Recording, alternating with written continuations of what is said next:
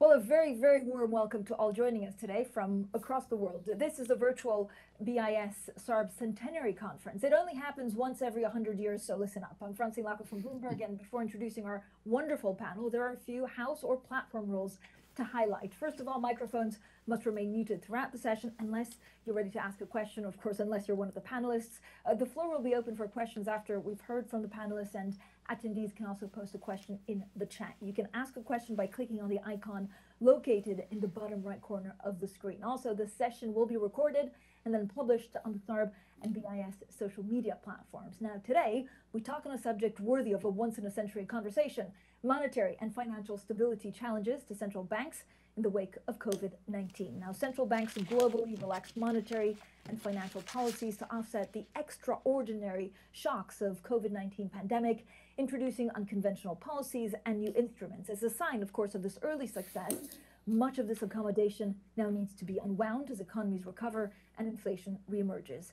And yet now setbacks to recovery are likely as a fourth wave of virus resurfaces and policy normalization carries new risks for both developed and developing economies. So today, at the conclusion of the Centenary Research Conference of the South African Reserve Bank, we hear from leading central bankers: the governor of the South African Reserve Bank, Lesetja Kanyego, the U.S. Federal Reserve Chair, Jay Powell, and the ex-governor of the Bank of Mexico and general manager of the Bank for International Settlements, Agustin Carstens. So thank you all for joining us today. Let's start by talking about inflation and growth outlook. Mr. Agustin Carstens, is a higher inflation in many countries still a temporary problem? First of all, thank you very much, Francine, for chairing this panel. It's a great pleasure to be with Jay Powell and Lesetja Kanyego. I would start by saying that we have had an uneven recovery, but also an uneven performance in terms of inflation. It is natural to think, natural to imagine ourselves that we went together, in many different countries went together into the COVID recession, but the way out has been differentiated. Countries are evolving at different speeds, also because there are other very important factors that have differentiated them, like, for example, the access to vaccinations and the policy spaces. And some countries are more vulnerable to bottlenecks than others. There has been I think that the key issue here is that there has been really a very important set in combination of bottlenecks and real sector shocks that have impacted pretty much all countries in the world. And pretty much all of these shocks I think they're transitory. They have to do precisely with the dislocation of markets that resulted from the pandemic, but also some very specific aspects in some markets. But at the same time, there are other countries that have been subject to other type of inflationary pressures.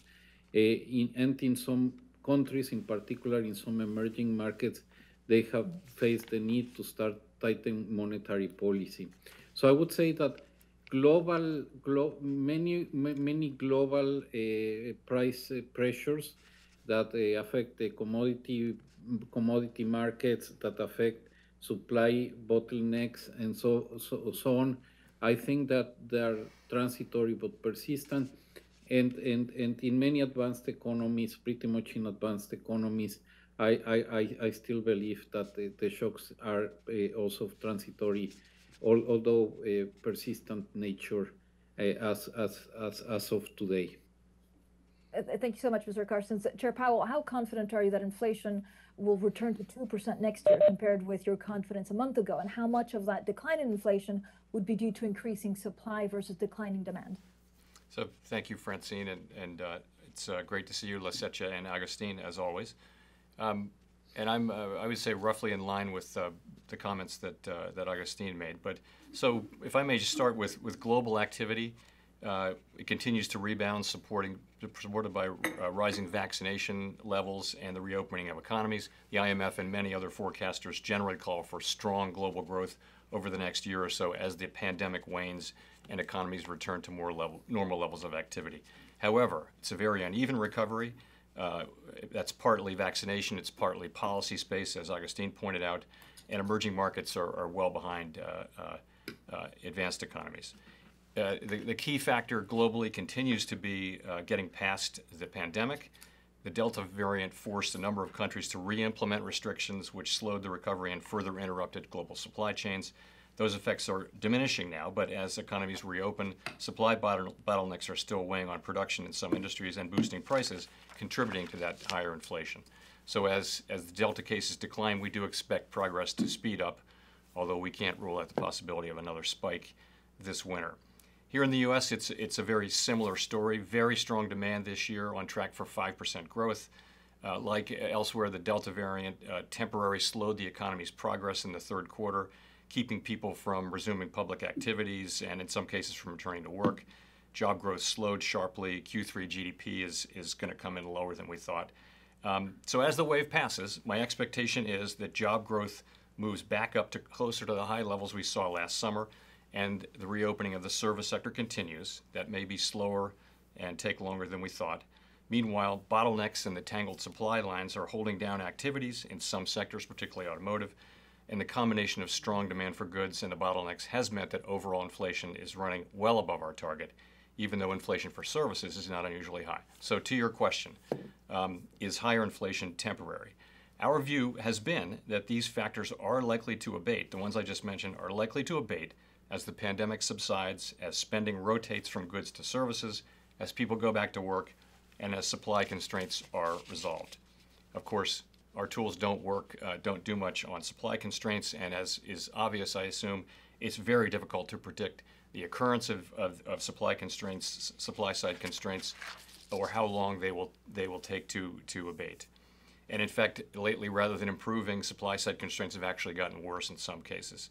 So we've also had labor supply issues, and now we're getting upward pressure on energy. So where does that leave us? So I think in the U.S. and in other advanced economies, with these supply constraints and shortages and therefore elevated inflation, they're likely to last longer than previously expected, likely well into next year. And the same is true for upward pressure on wages. But it is still the most likely case that as supply side constraints abate, as they eventually will, and as job gains move back up, inflation will move back down closer to our 2% goal. In the meantime, the risk is that ongoing high inflation will begin to lead price and wage setters to expect unduly high rates of inflation in the future. And if we were to see a serious risk of inflation moving up persistently to higher levels, we would certainly use our tools to preserve price stability while also taking into account the implication of our maximum employment goal.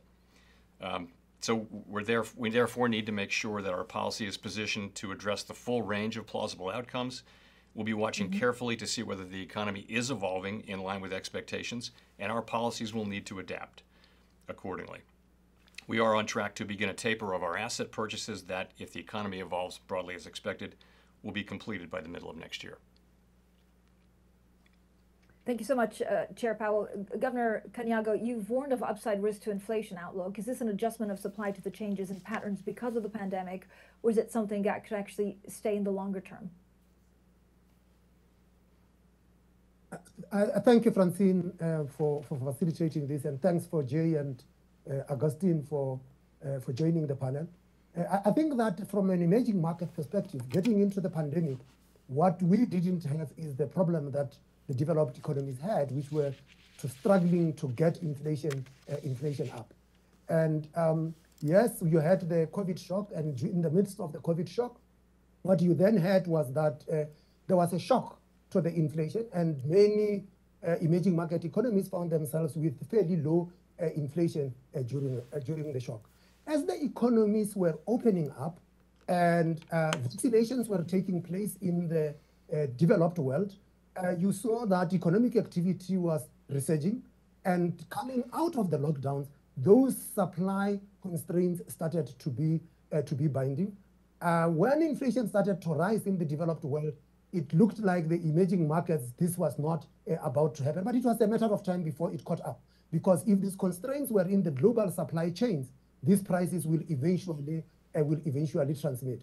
And as the situation stands now, with what is happening with energy prices, what is happening with the food prices, you are going to see that inflation is going to go up. And for the emerging markets, though, is that this might be combined with a depreciation of currencies.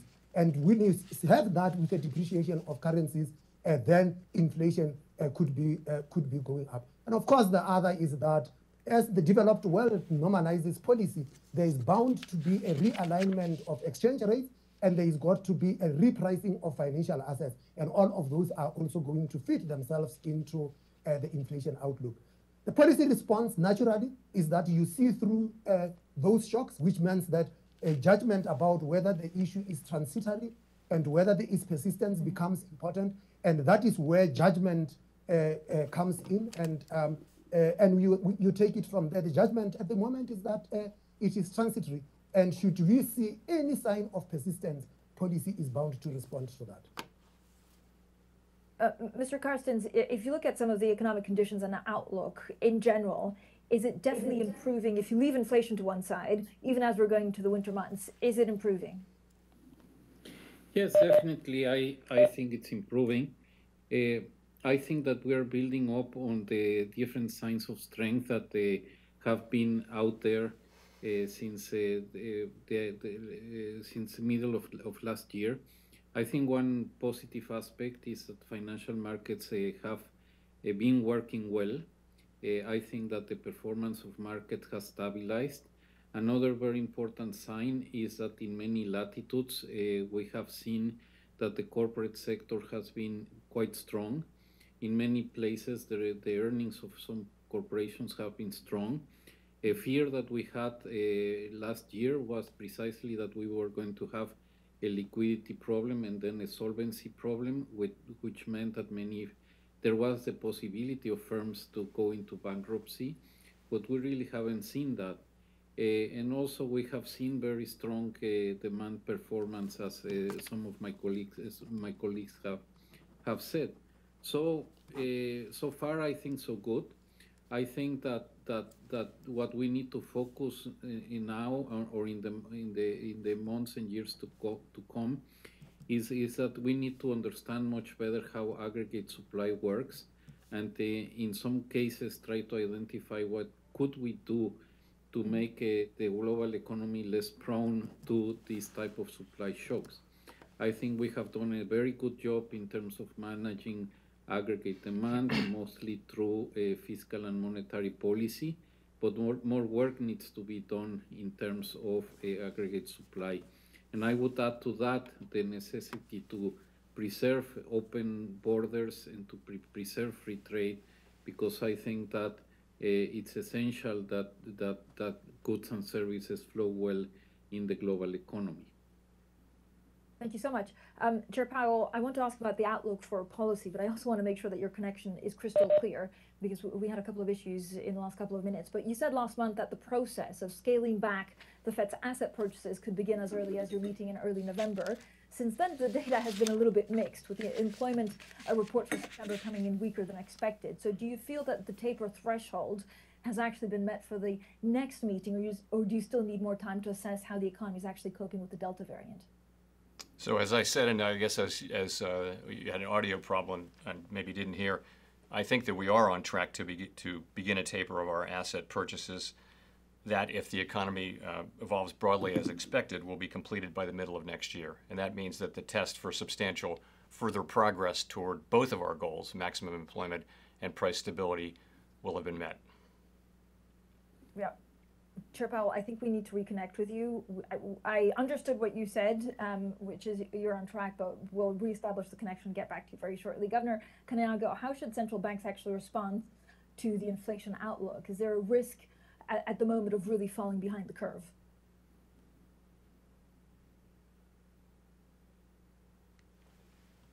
That is a possibility, but we got to make judgment. And we have so far done pretty well. And I think that we must accept that policy is executed in a very uncertain environment. And as things stand, our take is that our stance is appropriate for for the current environment that we are heading and given the outlook, but there are risks on the horizons. And in our previous policy meeting, we spelled out those risks, and those risks have to do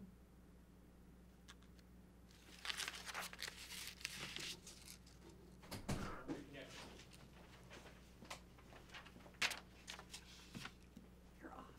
They're about to reconnect.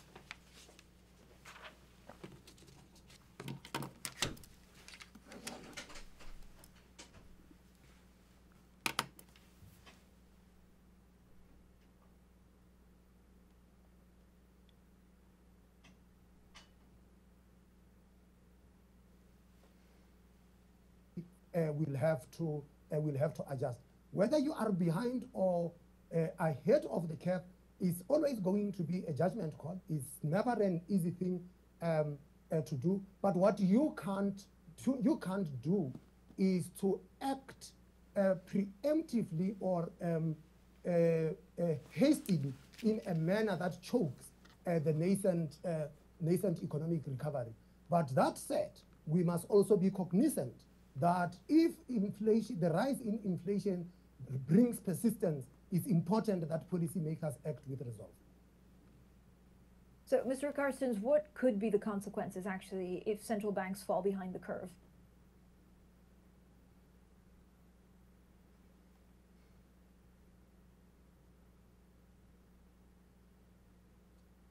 Sir, I think you're on mute. Perfect. Hello. Do you listen to me? Yes, we can hear you now. Can you? Excellent.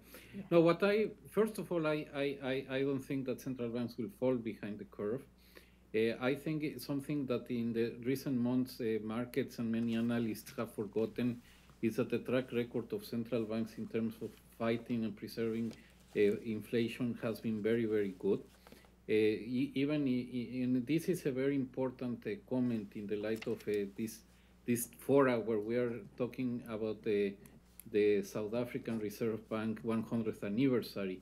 I think if there is a country that exemplifies how successful can be the fight against inflation, is what the South African Reserve Bank has done. They have been very successful at anchoring inflation through inflation targeting and so on. And as you have heard from Lesetja, they're pretty much on top of the issues. It's a difficult time. I mean, we knew in the different central banks, in different type of central banks, that it's difficult to think about the next steps because there are very important trade-offs that need to be taken into account.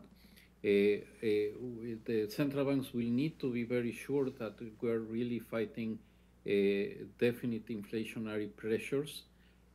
Because otherwise the risk would be to probably affect the recovery unnecessarily. I mean, I think also some of the problems that could present themselves even in the case in the remote case that some central banks would fall behind would be to have some consequences on financial stability and asset pricing. But at the same time, I have to say that central banks have been pretty much all over the place, and particularly in advanced economies, have been very skilled in trying to explain to the markets and present to the markets what they're seeing ahead of them and how are they planning to, and when are they planning to adjust their use of the instruments. So to mitigate some of the problems of falling behind, if at all, I think forward guidance is tremendously useful and powerful. Thank you so much, Mr. Carstens. Chair Powell, one of the points, of course, made by critics of the Fed's implementation of the new monetary policy framework is that because the committee risks tightening rates too late until you all are confident that labor market is well past full employment, you may then have to do more when you start tightening. So this risks an increased chance, I guess, of a recession. How do you respond to that? That's a basic misunderstanding of our framework. Our framework, if you go back and look at it, what it was designed to do was deal with the case where labor markets got tighter and tighter, but inflation didn't react. And that's the situation we've had for a number of cycles, particularly the last one. This is a very different situation. And the situation now, of course, is that We're still 5 million jobs below the level of February 2020, so we're not at maximum employment. At the same time, inflation is not moderately, but well above target. So it's not the situation that that sort of patient approach was specifically and clearly designed for.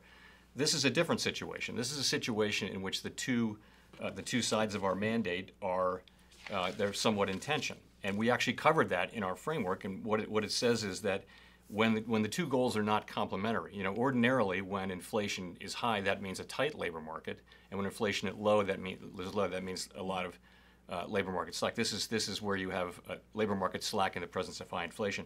What we do is we take into account the employment shortfalls and inflation deviations and the potentially different time horizons over which employment and inflation are projected to return to levels consistent with the mandate. So that's what we will do. It's again, it's a misunderstanding of our framework. But let me say, getting to your point of being late, employment 5 million below where it was before the pandemic. If you say, well, how far is it below trend job creation? It's actually 7 million plus. Nonetheless, the labor market is very tight by many measures. And that is partly because it's taking time for workers to find new jobs, and partly because many people are still holding off work for now due to COVID. So while the time is near now for tapering our asset purchases, it would be premature to actually tighten policy by raising rates now with the effect and intent of slowing job growth when there's good reason to expect a return to robust job growth and for these supply constraints to diminish, both of which would have the effect of increasing the potential output of the economy. Now that said, of course, I do think we need to be patient, but we also need to be watching very carefully, and we are. And that goes back to what I said earlier, to get ourselves in a position where we can address the full range of plausible outcomes, and the taper gets us there. Thank you so much, Chair Powell. Governor Kanyako, after such a prolonged phase of exceptionally easy monetary conditions, do you actually expect it will be possible to exit from such a stance without causing disorderly market reactions?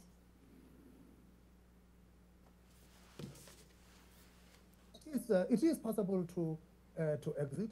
I think that what we need to be clear about is that the exit from these policies is not going to be time dependent, but rather that it is going to be state dependent.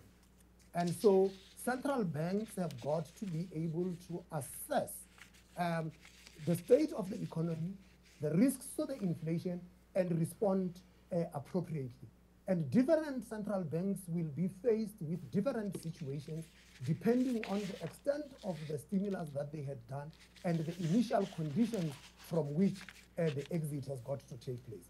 Second issue is that as you plan to exit, the point that Augustine had made earlier on, that it is important that there is clear communication about the nature of the exit. And I must commend Jay here and his team at the Fed, because I don't think that we have got a risk of a 2013 taper tantrum. The communication from the Fed over the past few years have been exceptionally better than what we have seen in 2013. So exit, yes, we will exit, but I do not think that the exit will be a disruptive one. Thank you so much, Governor. Chair Powell, I have quite a lot of questions for you with just a very simple question, and I hope we can hear you well, because sometimes it's hard of hearing because of the connection problems. I'm sorry about that. It's a very 2021 kind of problem. But I'm getting 3 questions saying, are you absolutely certain, Governor Powell, Chair Powell, that the Fed is not behind the curve? I think we don't live in a world of absolute certainty in the economy or in monetary policy. I would never say that about anything, any part of the job that we do. So I think the way I would think about it is this: we have a base case, and that base case is that we see with our own eyes that these supply constraints are directly connected to pandemic-related issues. So we see that, and we think that global supply chains will resume function over time. We have a very hard time knowing. We don't know how long that will take.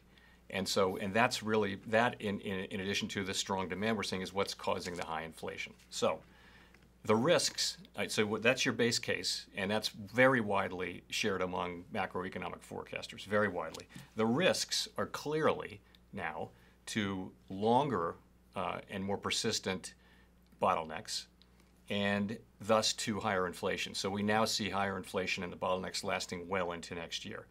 So we live in a risk management business, not one of absolute certainty. I would say that our policy is well positioned to manage the range of plausible outcomes. I do think it's time to taper, and I don't think it's time to raise rates because, as I mentioned, I just said it would be premature to do so at a time when we're far below the level of jobs that we had in 2020, and particularly if you adjust that for the trend.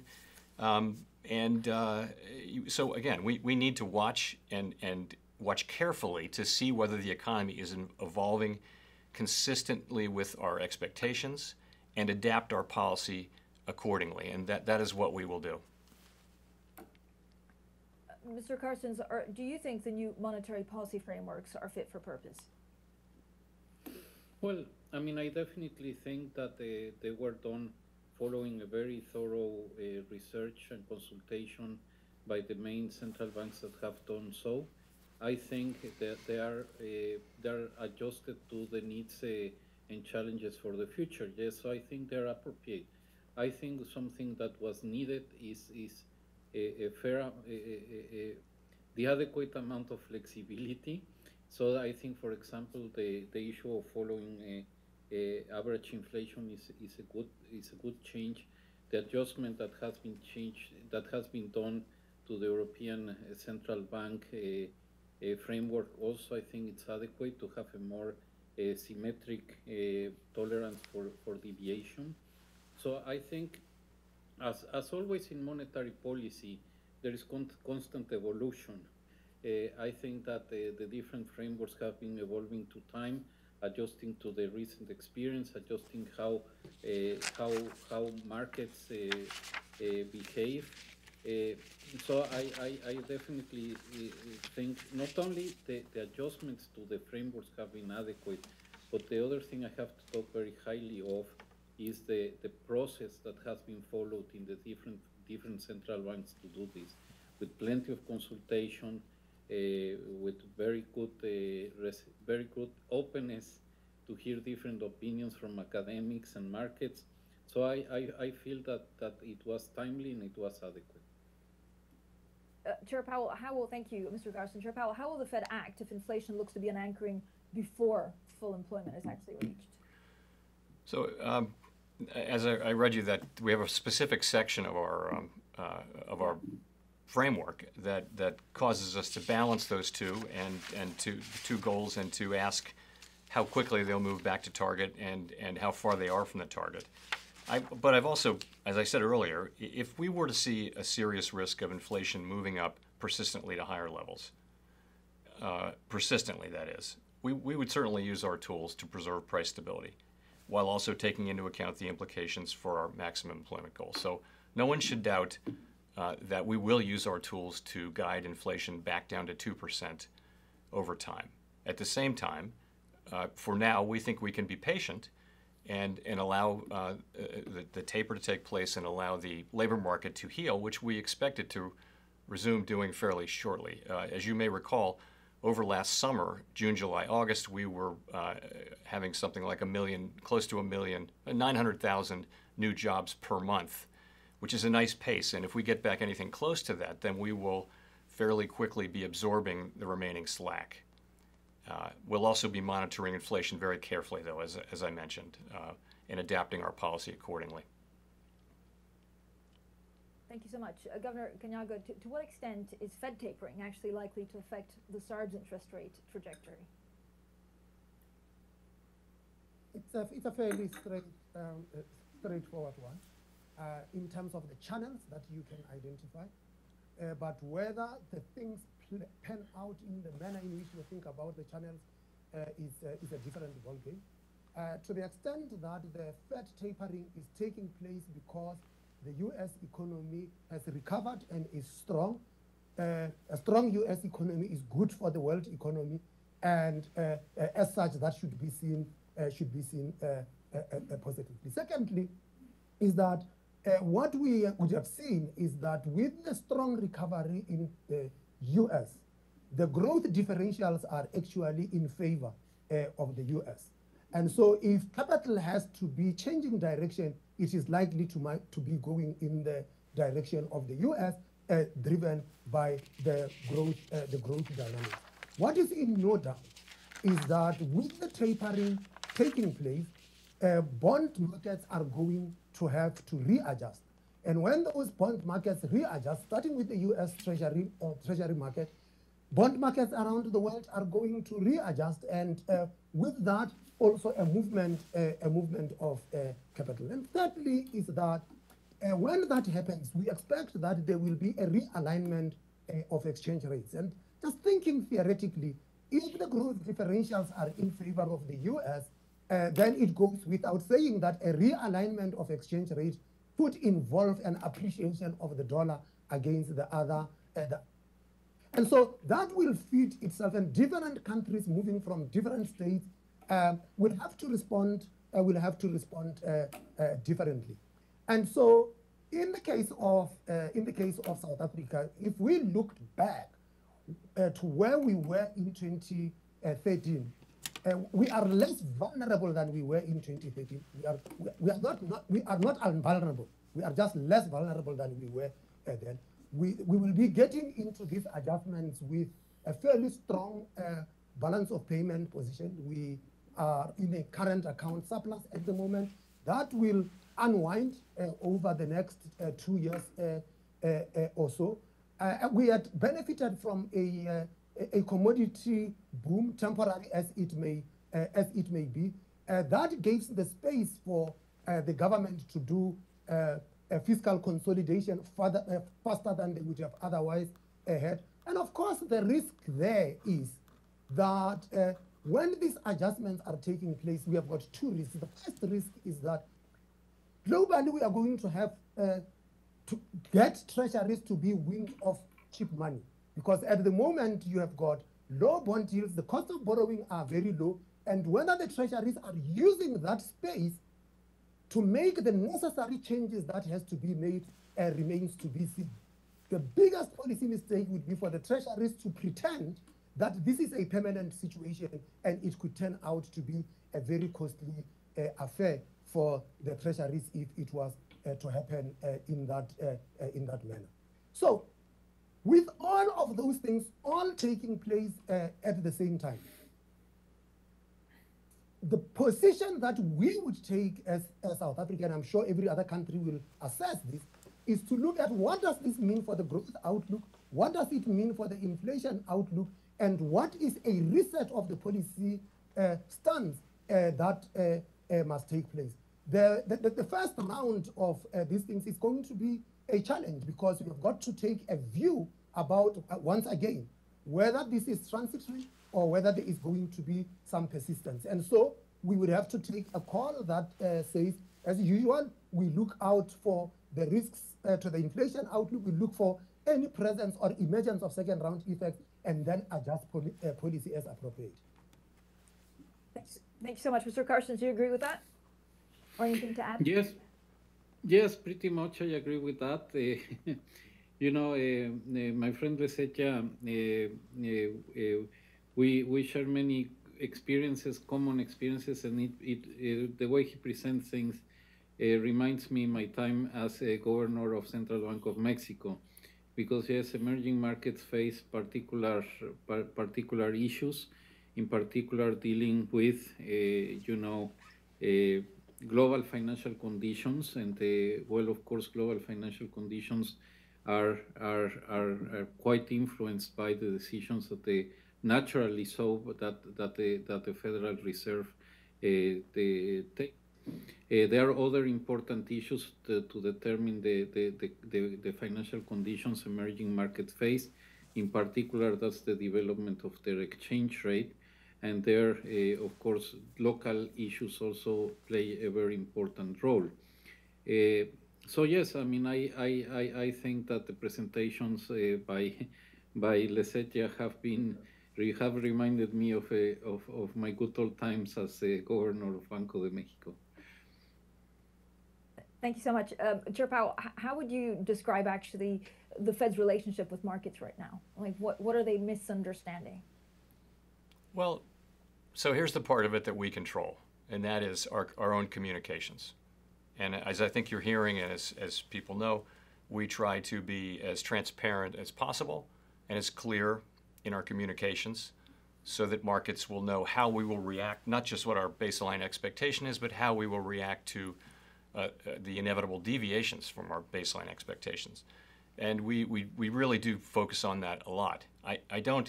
We do not set out to eliminate all. I mean, the markets have to adjust as the economy adjusts, and part of the way they adjust, not all of the way, but some of the way they adjust is through what central banks do and say. We don't set it as a goal, nor should we, I think, to eliminate all, we're never going to be perfect in this, and things happen. For example, the pandemic, where you have to react really quickly. So it's not possible always to be clear ahead of time. So, I mean, fundamentally, I think our policy is in a good place. I think the market generally understands, where we are and what's going on. I'm not blessing every asset price or anything like that, but I feel like we've communicated successfully. Certainly, the main focus now, of course, is on the taper, and I think the communication on that has worked. We all lived through 2013 and the taper tantrum, and kind of have gone out of our way to avoid that this time. I think so far so good, and that's just what we're going to continue to do. We're very mindful of the effect of U.S. financial conditions on financial conditions around the world, and on economic conditions too. So we try to communicate carefully. Thank you so much, Chair Powell. I have a couple of questions actually coming in from people listening in.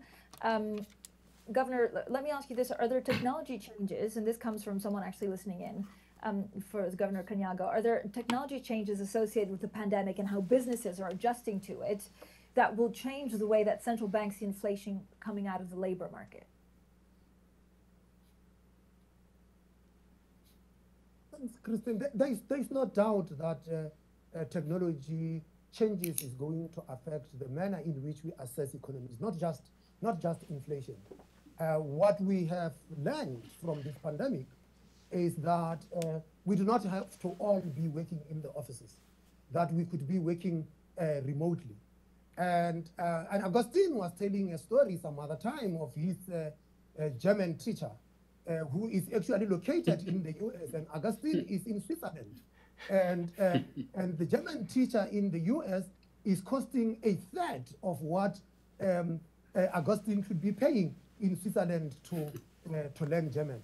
Now that changes the dynamics of the labor market completely, because that means that people are able to source labor wherever it is cheapest. That's the first point. The second is that, of course, with the technological progress that you would have seen, it changes the relative prices of the factor markets between labor and the rest of the factors of production.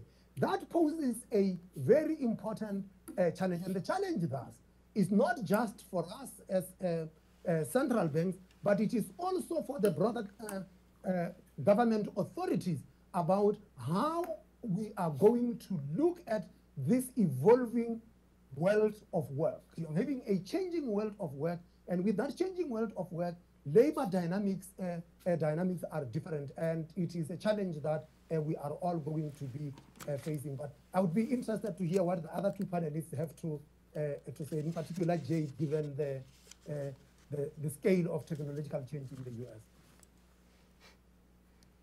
Chair Powell? Well, so I agree with what Lasecha said. I would just add this. What technology does is it raises productivity. So Augustine's German teacher at a university in the Midwest can be much more productive too, and so can Augustine. And that teacher can have students all over the world, and the teacher isn't driving to places and it's so much more efficient. So, but what technology demands is that the public have the skills and aptitudes that put them in a position to benefit from it. And that is an issue. And so what one of the reasons behind growing inequality in many countries, certainly in the United States, is the so-called race between education and technology. So educational attainment has not kept up with technological evolution. And what that means is, if you're on the right side, if you're of technology, you've never had better economic opportunities. If you're not, then the kind of jobs you were doing were going to be either less well paid, or smaller pay increases, or they'll be automated away, or they'll be done somewhere else in the world. So what that comes back to for me is the need to make sure that the population, that everyone has access to education and the kind of training that they'll need to benefit from technology, which of course does increase productivity sort of by its nature in many cases. Leaving aside social media there, which I wouldn't say increases productivity. Thank you so much, Jerome. Mr. Carstens, I mean, first of all, everybody wants to know how your German is getting along. But the second question is probably, will this change the way that you see economic slack? No, my German is much better. Certainly, it allows me to have more classes at a decent rate. I have to say, I also have a Swiss professor, so I have both. I'm very intense in German right now and making substantial progress. I mean, let me add one important thing, because we're here talking also in the example of South Africa, and I think and I want to thank in particular J. Powell to be with us today. He has always shown tremendous interest in African countries. He has joined us in other events at the BIS with the African representatives, and it's great to have the opportunity to have him here in this fora. But one very important issue I think that many emerging markets and developing countries face is the fact that the pandemic has affected a lot the attendance of kids to school. And let's face it, I mean, in many emerging markets, developing countries, the availability of technology is not there. And oftentimes also technology doesn't work absolutely perfectly. So it will be a huge challenge for all the world, but in particular emerging and developing countries, to make this catch up so that we don't have generations of youths that will be handicapped in the future, given the lack of education that we will have had already for a couple of years. Now, in terms of what is the slack in the economy and so on and so forth, I mean, I think that the key issue here is the fact that in the short term we will be facing many different conflicting signals. And part of that has to do precisely with the dislocation of markets that are being presented by the recovery out of the pandemic. We see part of that reflected in relative price changes that has been affecting our reading of inflation. But at the same time, we also see that in some cases we see rising unemployment, but also bottlenecks in terms of lack of skilled labor in some very specific sectors. So it will take some time before we manage to have an adequate world in which the degree of slack also corresponds to not dislocations in markets, in particular in the labor market. So we need to focus also in the labor market to see that we don't have, unnecessarily bottlenecks there. Thank you so much. I have a question actually for Governor Kanyago on South Africa. How do you reconcile wanting to lower the inflation target with the fact that your economy needs as much support as possible to strengthen recovery prospects? Having a higher inflation target is not going to give South Africa higher growth. Higher inflation begets higher interest rates. And South Africa's inflation target is out of line with those of peers. It is something that South African policymakers recognized as early as 2001, and that it had to be lowered, except that for some reason we forgot that it had to be it had to be lowered. Over the past 5 years, South Africans have benefited from low interest rates, and they benefited from low interest rates precisely because the South African Reserve Bank has been able to contain inflation. And this is not the time to drop our guard.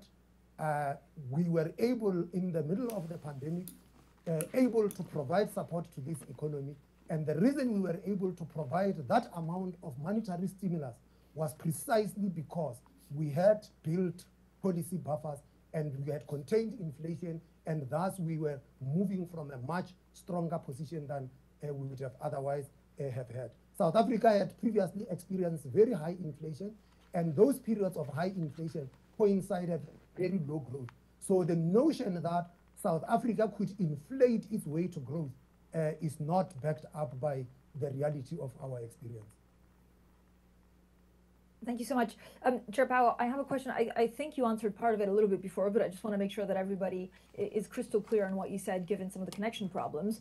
Secretary Yellen said this Wednesday that actually she still expects the U.S. economy to return to full employment next year. Do you share that confidence? And you also talked about wage price spiral at Jackson Hole. Are we seeing early signs of that? So, again, my expectation is that as Delta fades and hopefully as we begin to make progress on supply side constraints going away, that we'll see the service side of the economy reopening here, and job growth will go back to closer to the very high levels we saw last summer. And so I think it's very possible that we'll be at or near conditions, labor market conditions that are consistent with maximum employment goal next year. That is possible. It's not a certainty, and you know, the fact that the range of uncertainty is significant. So some of the inflation episodes that we saw before inflation expectations, for the period of low inflation that we've been in for the last couple of decades or more, some of them involved the so-called wage price spiral. And we're not seeing evidence of that. We are seeing wages certainly moving up, particularly for people in the lower brackets. Lower wage brackets, particularly in the service sector. Companies are having a hard time hiring people in many parts of the economy. We don't see that evidence of that yet, and we do expect progress, as I mentioned. So we'll be watching this very carefully. I laid out a number of lenses through which we look at inflation. We don't just have one way we look at inflation. I laid out a number of them, and we're watching them carefully, and others as well, to see that our assessment is correct. And as I said, policy will adapt as we see more data and as we see how the economy evolves. Thank you, Mr. Carstens. Is secular stagnation, this is a question from someone who's following online, is secular stagnation a thing of the past, and will it structurally actually change the balance of risks for central banks going forward? Well, that's a very important question. It's a question that has more to do with the medium and long term. Certainly, there are secular trends that are still there. Some have to do with demographics, with the technical change and so on, and those I have to say are still going to be there. Therefore, we will see how things play out. In the short term, certainly short and medium term, there are issues also that playing a very important role. My own central scenario is one in which we will still have growth with the transitory inflation above target. But I think growth still will be robust in the years to come. I think that through time we will develop the ability for supply to adjust to demand, and I see demand will continue to be strong. But in the medium and long term, I think that growth is of the essence. And I think that we need to look very much into the details about how to engineer more growth. And I think that on top of the aggregate demand management through monetary and fiscal policy, we need to look into those structural reforms that can allow us for more sustainable growth. In this case, the policy to combat the climate change could be an opportunity to enhance sustainable growth. But also, I have to say, the policies that are being contemplated in the U.S. to have a very aggressive infrastructure package, I think is also very, very important. Those are the type of policies that will help both in terms of the short and medium-term growth, but also in terms of long-term growth based on higher sustainable growth. Thank you so much. It's very interesting, actually, to see. We were mentioning technology before. I'm getting quite a lot of questions on actually the extent to which technology is changing the way central banks think. So, Governor, first of all, this person's writing in, to what extent has this changed the collection and dissemination of statistical data, and are central banks evolving fast enough to basically deal with this technological change? Sorry, who are you asking that question of? So first we'll go to Governor Cañago, and then we'll go to you, Chair Powell. I was hoping it was meant for Jay. There had to be significant changes in the manner we collect. It's the issue of measuring the digital economy itself. It is a big challenge for the statisticians. They are grappling with that. But also the speed with which technology moves beggars the question. Statisticians have this thing of re-benchmarking and rebasing every 5 years or so, and whether the speed with which technological change is taking place could necessitate that they do that with more frequency than they are doing. Thirdly, is that last year when we had a lockdown, we had to assess where the economy was, but we couldn't quite assess this because the statisticians were also asked to stay at home, so they couldn't collect the data. And so we had to start doing other things. And my staff here in the Reserve Bank developed something that they called the trachometer, where they basically started to rely on the number of trucks that are going through the gantries as a proxy of some form of economic activity. And they started to use Google mobility data to look at the number of people who are going through the transportation nodes to see whether people are moving and so forth. And so there was a big challenge for us to improvise, to look at alternatives to the official statistics as compiled. And we actually found fairly interesting stuff. And a lot of central banks, we are also looking at the use of big data. And in trying to figure out this thing, how to navigate through the pandemic, we are actually finding very interesting trends emerging on how we could use big data, machine learning, and all of that stuff that would enable us to actually also assess the economy faster. So the statisticians are going to be challenged. There's always big things now. This information is now almost available real time, and whether continuing to send people with forms to supermarkets and all those things trying to compile prices is the manner in which we are going to continue to compile statistics. So it's going to be a challenge for the statistical agencies. For the central banks, we do compile a limited number of statistics. We are predominantly a user of statistics rather than a compiler of statistics. Thank you so much. Chair Powell. So we've been collecting and publishing data on industrial production for more than a century now. I think we just had our 100th anniversary of doing that. And it's an evolving science and art. So for at least the last, I don't know, since close to the last decade, we have been working and investing in getting large data sets, big data, private data sets that will help us understand really the current state, the current position of the economy. The idea is to get a better sense of what's happening in the labor market with hiring, with wages and things like that.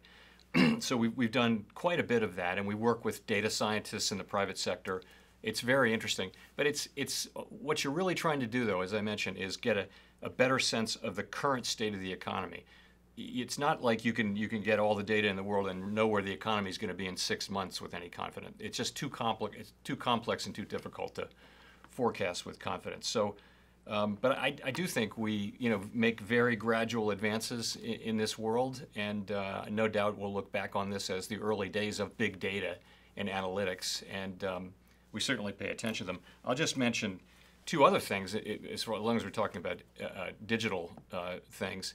In the world of payments, digital payments is just being revolutionized right now, and all of us are spending a lot of time on that. In addition, we have the digital economy now, so you've got big parts of the economy that have been digitalized, and that has interesting implications, and it's a fast evolving economy as retail moves more online and things like that, which we're constantly evaluating. So all this area is one that occupies an awful lot of bandwidth these days. Thank you so much. Governor Kanyaga, I want to ask you about the outlook for capital flows into emerging market economies. How's that looking for the rest of the year and into next year? I think that it is important to move from what the current conditions are. What we have seen is that there is a divergence in the recovery of capital flows to emerging markets. You had these massive outflows last year, and in the case of South Africa, the outflows were also driven by the fact that we got downgraded last year, and combine that with the pandemic, we experienced a massive outflow. Fortunately for South Africa, we have got a fairly developed and sophisticated domestic investor base, which was able to fill the gap. And for those emerging markets that do not have developed investment markets, they might have faced significant challenges. What have we seen? What we have seen is that when you looked at emerging Europe and emerging Asia, you see that the capital flows are recovering, and they are almost close to what they were prior to the pandemic. It's a different ball game when you looked at sub-Saharan Africa, including when you looked at South Africa itself. But a number of things also are driving these things. In the past, we have seen massive bond outflows, and this time we have seen that we had massive equity outflows. Now, equity outflows are very much related to the growth story. And in the current milieu, the growth story is very much a vaccination story.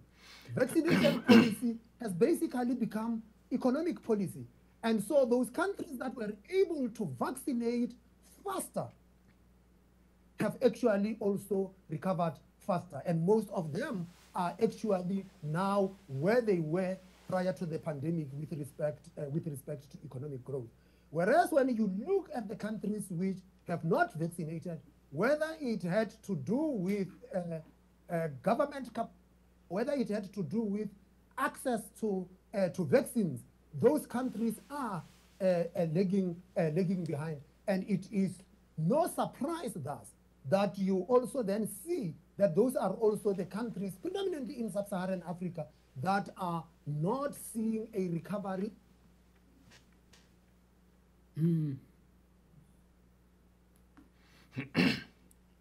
Thank you so much. Mr. Carstens, how vulnerable, I think we've just lost the governor in a second, but we'll reestablish connection and we'll get to that. How vulnerable, Mr. Carstens, are emerging market economies to policy normalization in advanced economies? Well, as we have already discussed here at length, the emerging market economies are now probably they're better prepared to have a normalization. I mean, we commented already the comparison with the taper tantrum. I think that the balance of payments conditions in many emerging markets are much better. There are less countries with current account deficits. Since the taper tantrum, many central banks beefed up their international reserve position. Their financial system has been strengthened. I think pretty much all emerging markets have embraced Basel III reforms. So I think that they're much better prepared to face the normalization process. I have to say also the fact that the Fed has opened the facilities to facilitate swaps and repos in Treasury securities is a plus. So I think that the countries are much better prepared. I want to just echo one thing that Lesecha was saying in his exposition. He's back. I think a lot on not only to face the normalization process, but also this issue that we have seen already, which is outflows, is a growth story, and I think that's where many emerging markets have to pay attention. And I fully subscribe to the view of Lesecha that part of the problem is vaccination, but I also would say is policy space that is far more limited in emerging market economies. Chair Powell, this is a question for you. How does the Fed incorporate the interactions of its actions with the rest of the world economy in general and emerging markets in particular into its reaction function, if at all? So, of course, we all serve domestic mandates. So it's maximum employment and price stability in the United States, and that's ultimately the law. That's our goal. But financial markets are very fully globalized, and meaning that actions anywhere in the world can have enormous effects. Think of the pandemic breaking out in China, and the effects that had before it spread elsewhere, even to all around the world. And financial conditions have very strong effects on economic activity as well. So we have to think. We all live in the same financial system, which is tightly interconnected around the globe. The economies are also tightly woven together now, more than they were certainly a quarter of a century ago. So we think about that a lot. We think about it in normal times, that we want to communicate clearly and have markets understand where we're going.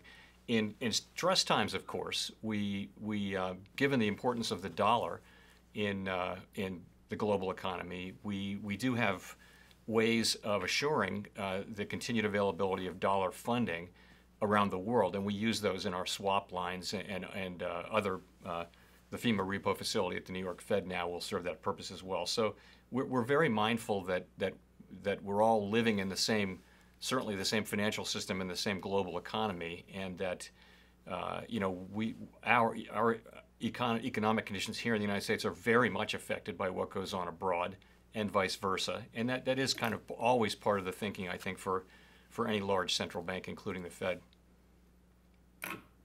Thank you so much. Governor Cañago, can we expect that this happy marriage between monetary and fiscal policy during the pandemic to continue in the years ahead? And it also goes back to some of the questions that we're getting from people listening in which is tied to that. To what extent do higher public debt levels weigh on economic growth worldwide? I'm not sure that I would quite call it a marriage, but the pandemic necessitated a coordination between the fiscal authorities and the monetary authorities. And the actions reinforced each other. And the manner in which both authorities responded depended on the amount of space that they have had. And I think that the world over, you have found that central banks seem to have had more space to respond, and they responded with speed, and they responded with scale. The same couldn't quite be said of fiscal authorities, especially in the emerging market economies, and South Africa was no exceptions. Just 2 points that one should bring to the fore. The first one is that it is important that in that coordination between monetary and fiscal authorities, that each one of the authorities act within their remit. My fear is that because central banks have been so successful, we would then think that these institutions could be used to solve all of society's problems. And I think that that would be a terrible mistake. Second fear that I have is that because of what you have seen in the advanced economies with the massive asset purchases, which are done mainly through central bank reserves. Fiscal authorities are now more sensitive to changes in interest rates, and when that happens, there might be a response that could start to challenge the independence of central banks, which we would have to guard against. And lastly, and more importantly, is that it is not just the issue of fiscal and monetary policies that it had to bring to bear. It was also financial policies, and the countries that had responded well had been those that had been able to calibrate those policies and move with speed. And what is important in a crisis is that you actually need to move with speed and then recalibrate policies as you go on, because you do not know what the nature of the crisis is, and you learn as you go along. Thank you so much. Chair Powell, there's a question, of course, because the Fed has just unveiled a major overhaul of its trading rules following revelations by some officials last year. You've also asked the Fed's own Inspector General watchdog to examine whether trading activity by certain senior officials was in compliance with both the relevant ethic rules and the law. Is this probe by the IG still ongoing, and do you have a timeline on when these findings will be made public? So the Inspector Generals in our system of government, for our international viewers, are fully independent, have their own authority, and can investigate as they see fit, and they're in every major institution that we have here. And the timing of that investigation is entirely within the control of the Inspector General of the Fed, so I can't really comment on that. All right, we're almost out of time, so I'll ask you all just in a couple of minutes to maybe share your biggest concerns over the next 12 and 24 months. Mr. Carstens, you can kick this off, and given everything we've just talked about, what are the two priorities that both policymakers and markets should be thinking about? Well, I think even though we have had a major progress in terms of vaccination and so on, we still are not out of the woods yet. And I think the pandemic still will be playing an important role in the near future. Hopefully we will make more progress with the treatments, with effective treatments. I think that the recent news with the Merck treatment, I think, is very good. Because my own sense is that we will need to learn to live with the virus. So I think number one is precisely to make progress with this, reduce the incidence of the virus, and allow for a normal life to be reinstated and economic activity to be reinstated. I mean, certainly depending on the development of the pandemic, different types of policies will have to be implemented. I am a little bit concerned in some countries in particular that policy space is becoming more limited, and therefore that's why I think it's doubly important to have progress in the pandemic. And towards the medium and long term, I think that the growth story is very important. I think that we need to redouble our efforts to understand better aggregate supply and how can we get more growth into the global economy. And in particular, I'm a little bit concerned in some latitudes about the situation in the labor market. I mean, I think the central scenario is a good scenario, but we still face the issues related to the pandemic as a central actor in these next months and years. Thank you so much. Governor Kanyago? Three things. Firstly, I think that a message to the commodity producers. The commodity boom is not a permanent boom. Like all the previous ones, at some stage, it will burst. Don't adjust your spending and pretend to be richer than you actually are. That's the first point. The second point that I would like to make is that we need growth, and growth is important. But growth is not a policy. Growth is an outcome of policies, and that we actually need to be putting the growth policies that we actually need, that would lead to the kind of growth that we are actually looking for. And my fear is that this era of cheap money has actually made the other policymakers outside of the central banks to become complacent and postponed the difficult decisions that had to be made, which were supposed to have been made prior to the pandemic.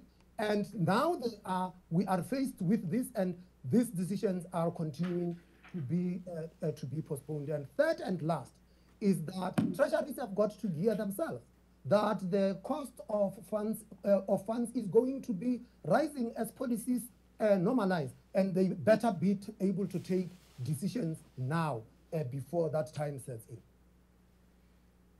Thank you so much. Chair Powell? So for me, and it really is one thing, and that is successfully managing the economic exit from the pandemic in a highly unusual situation where effectively we're missing a piece of potential output because of the supply constraints and the non-full reopening of the service sector. And so we want to give full time for that to come back before we start restraining demand with interest rate increases. On the other hand, we see that inflation is high, and inflation, of course, affects people on more limited budgets in their groceries and in their gas purchases and things like that.